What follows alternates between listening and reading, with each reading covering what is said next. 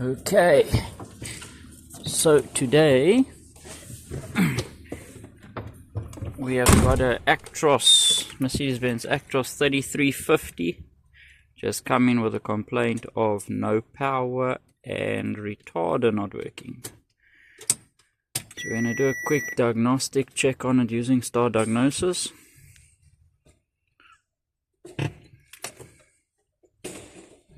Just see if our see on the top there our retarder light is working. Okay, close the ignition on.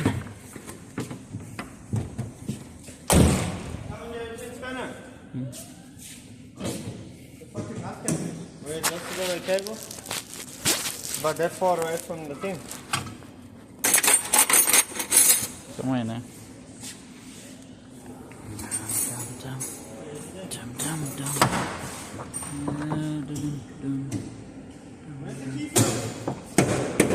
Probably on Uncle Bruce's table, maybe. Just cheap. I fixed it.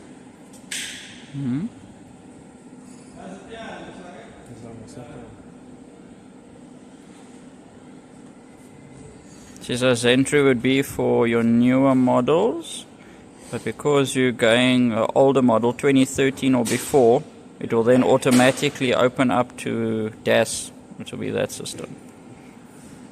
Let's see.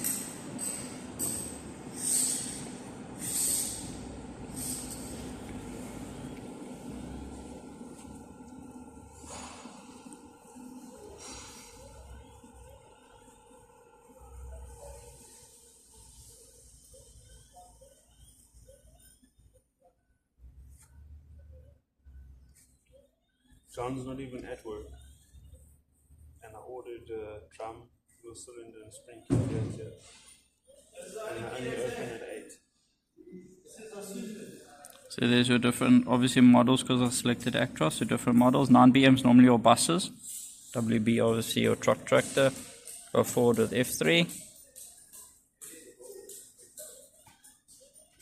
Okay. Obviously, as you get to know the system better, you'll use all these other functions, but for now you'd use quick test. So it's basically testing all the electrical components on the vehicle.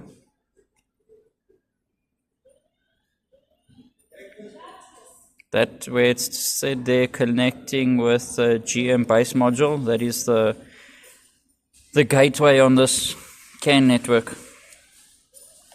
Sometimes it will pull through your mileage and your register and your chassis number. Some cases it won't. If not, I'll give you the option. You can just put your mileage in, whatever your mileage is. Continue with F2. Anyone? Pick. Which one haven't you had? I like this one. Just give me this one. You like that one? Yeah. Like when they're cold. Shot. That's payment for my parts. Obviously there you can read your battery voltage on the vehicle. There's confirm the VIN number. You can see all the different control units that is now reading on the vehicle. So obviously on that side, capital F would be a current fault code or active code, as some people know. The tick meaning no fault in that control unit. That little R would be a stored fault or an inactive fault, depending on how you know it, but as per the star machine, it will be a current fault or a stored fault. So there we've picked up. Let's finish running a test on all of our control units.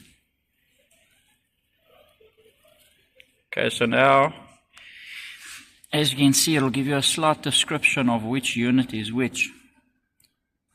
So our complaint was, our first one was MR, which was our no power fault code, or no power complaint from the driver. And you can see it's got a stored code there because it's got a I. So we'll just confirm that. Abide to the safety Okay. So now you got the options. Control unit version, that's if you want to see obviously parameters and part numbers, etc., of that specific unit. Current fault codes, so if you had a current code or active code, as some people would know, as you can see, it doesn't have an active code. Okay. So ours said we had a stored code, so we should have in, as you can see, there's our codes we got. So we got an oil pressure fault, we got a coolant temperature to our transponder, which is obviously trying to turn the key maybe too quick, or maybe a chip in the key or something like that, which those two could be related. But there's our no power fault, crankshaft position sensor, signal too low. And there it even tells you the fault code. That fault code has been around for 32 hours of the vehicle's driving. So this vehicle just came back from Joburg. So it's obviously been on the road for a while, but it's had that fault code for 32 hours. It'll also give you the option here, show you where the sensor is located. Obviously, depending on the fault code, it will give you different types of tests available, etc., etc. So there's our replacement part. So we've got a new crank sensor will fit, and then that fault code would be sorted out. And then our next fault code was retarder. So as you can see, retarder also have a stored code. Now retarder can switch off by accelerator. Okay, there's our old one.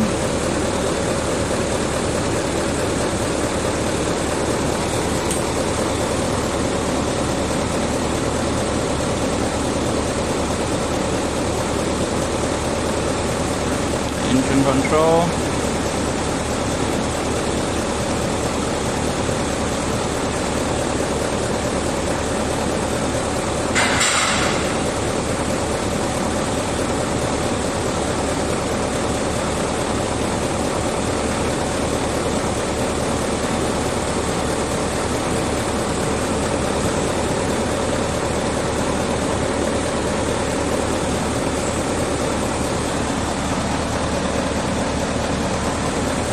Problem rectified. 2,000 Rand problem.